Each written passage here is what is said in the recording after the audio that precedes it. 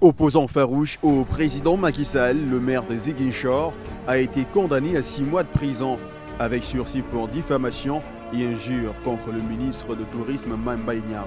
Il s'agit d'une condamnation qui pourrait entraîner à la radiation des listes électorales d'un candidat sérieux à la présidence et assure la place publique depuis peu des commentaires relatifs aux manigances du parti au pouvoir d'éliminer le redoutable candidat de la course électorale. Et selon Ousmane Sonko, les procédures judiciaires sont manipulées. Elle fait aussi craindre des violences.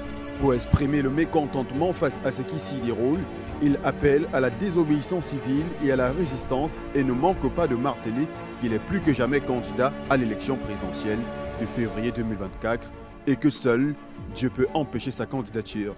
Sonko demande donc à ses partisans de rester debout et se mobiliser et en particulier de manifester massivement ce vendredi.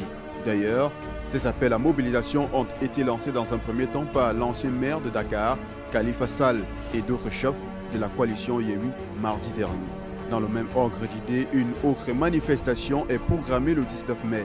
Celle-ci vise à la fois à soutenir Ousmane Sonko et à faire barrage à une troisième candidature de Macky Sall.